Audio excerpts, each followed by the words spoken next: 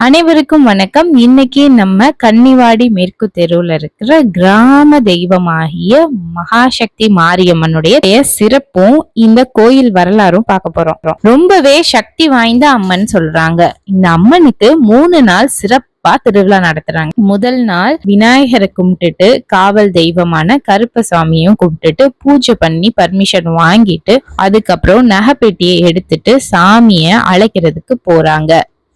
சாமிதான் கோயில்ல அழகா மீனாட்சி அம்மன் மேக்கப்ல உட்கார்ந்துருக்காங்களே, எங்க அழைக்க போறாங்கன்னு தானே கேக்குறீங்க. நகைப்பெட்டியை எடுத்துட்டு போய் சாமிய அழகா மண்ணால உற்சவ தேவியா அம்மாவை வடிச்சு நகைகள், ஆடைகள், வளையல், பொட்டு, வாசனை மிகுந்த பூக்கள் எல்லாம் அணிவிச்சு அலங்காரம் பண்ணி அம்மாவை அழகா அழைச்சிட்டு வராங்க. சாமிக்கு கண் திறந்து அம்மாவுக்கு செய்ய வேண்டிய அனைத்து பூஜைகளும் செஞ்சு கோயிலுக்கு அழைச்சிட்டு வர பாதை முழுதும் ஒவ்வொரு வீட்டுலயும் அவங்க வீட்டு சார்பா சிறப்பு கட்டி சிறப்பா அழைச்சிட்டு வர்றாங்க. சாமி கோயிலுக்கு வரவே நள்ளிரவு ஆயிருச்சு.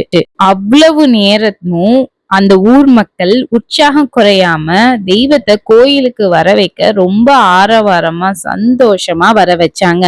அம்மனும் சிரிச்ச முகத்தோட அழகா இருக்கால, நெல்லும்மி பரப்பி உற்சவ தேவியா ஊரெல்லாம் அழைச்சிட்டு வந்த அம்மனை மூல தேவி பக்கத்திலேயே மூலஸ்தானத்திலேயே வச்சு 3 நாளும் இந்த திருவிழாவை சிறப்பா கொண்டாடுறாங்க. அம்மனுடைய வரலாறு பார்க்கலாமா? ஆரம்பத்துல சின்ன கொலவிக்கல் போல ஒரு அம்மன் சிலைதான் வச்சு கும்பிட்டுட்டு வந்துட்டு இருக்காங்க. அப்போ அங்க கும்மி அடிச்சிட்டு இருந்த பெண்களை எல்லாம் பார்த்து ஒரு அம்மா வந்து அழகா கை கட்டி அமர்ந்து, நான் இங்கேதான் இருப்பேன், இந்த இடம் எனக்கு ரொம்பவே பிடிச்சிருக்குன்னு சொன்னதா சொல்றாங்க. அதுக்கப்புறம் அவங்க அந்த இடத்துல இருந்தது மறைஞ்சிட்டதாகவும் வந்தது அம்மன் தான் அப்படின்றத மக்கள் உணர்ந்து அவங்கவுங்க சக்திக்கு ஏத்தாற் போல சின்ன குடில் மாதிரி அமைச்சு கும்பிட்டுட்டு வந்திருக்காங்க. அப்பவும் அம்மாவுக்கு வருஷமெல்லாம் திருவிழா கொண்டாடி இருக்காங்க. அம்மா வந்து அமர்ந்து பேசின உருவத்திலேயே மண்ணால ஒரு சிலை செஞ்சு வச்சிருக்காங்க. காலப்போக்குல அது சிதலமடையுது. சரி, காலங்கள் மாறிக்கிட்டே இருக்கு, நம்மளும் அம்மனுக்கு பிரம்மாண்டமா கல்லால சிலை செய்யலாம் அப்படின்னு சொல்லி ஊர் மக்கள் எல்லாம் பேசி சிலையை செய்யறாங்க. இங்கதான் ட்விஸ்டே இருக்கு. அம்மா கிட்ட பர்மிஷனே வாங்காம அந்த சிலையை செய்யறாங்க. ஆரம்பத்துல இருந்தே நிறைய தடங்கல்கள் இருந்தாலும் மக்கள் அதை பெருசா அப்போதைக்கு பொருட்படுத்தல. மண் சிலைய கரைக்கிறதுக்காக எடுத்துட்டு போகும்போதே போன வண்டியில நிறைய ஆக்சிடென்ட் நடக்கிற மாதிரியான சம்பவங்கள் 2-3 தடவை நடக்கும். எல்லாரும் ஒரு பயத்தோட தான் போய் கரைச்சிட்டு வந்து அம்மாவுக்கு எல்லா விசேஷங்களையும் பண்ணி முடிச்சு கல் சிலைக்கு கும்பாபிஷேகமும் நடத்துறாங்க. சாமிக்கு தேவையான இடங்கள்லாம் வாங்கி பத்திரமா போடுறாங்க.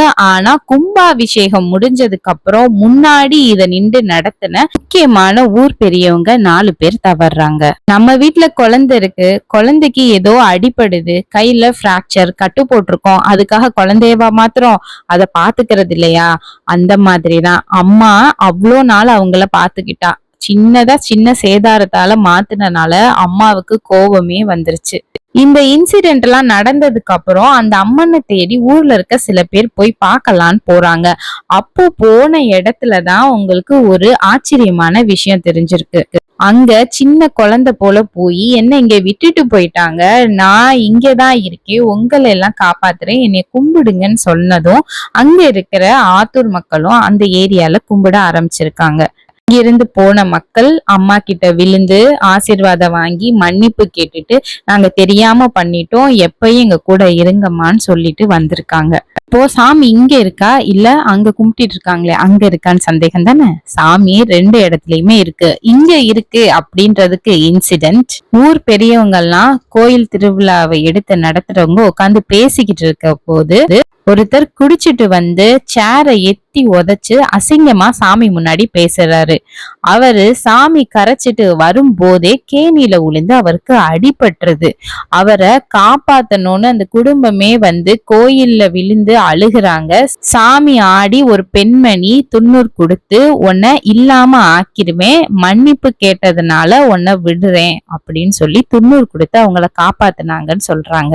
முன்னாடி கை நீட்டி அவதூறா பேசின கை, வாய், எட்டி உதைச்ச கால்கள்னு அவங்க ஆயுள் காலம் முடியும் வர எதுவுமே சரியாகாம தான் வாழ்ந்து இறந்திருக்காங்க. இப்பவும் தீர்த்தம் எடுக்க ஆத்தூருக்கு போய் அம்மனை கரைச்ச இடத்துல இருந்துதான் தீர்த்தம் எடுத்துட்டு வர்றாங்க. 3வது நாள்ல அம்மாவை குளிர்விக்க ஊர் மக்கள்லாம் சேர்ந்து அம்மாவை அழைச்சிட்டு வந்து தண்ணியில கரைச்சு குளிர்விக்கிறாங்க.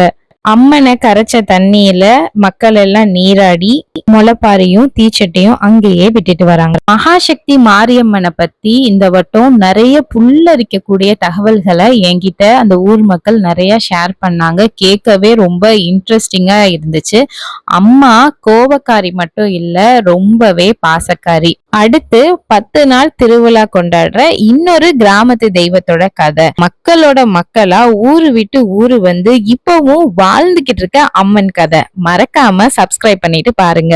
அப்போதான் நாங்க போடுற வீடியோக்களும் இந்த மாதிரி சுவாரஸ்யமான கதைகளும் நீங்களும் கேட்டு என்ஜாய் பண்ணலாம். லைக் பண்ணுங்க, உங்க ஃப்ரெண்ட்ஸுக்கும் ஷேர் பண்ணுங்க. பார்த்தமைக்கு நன்றி.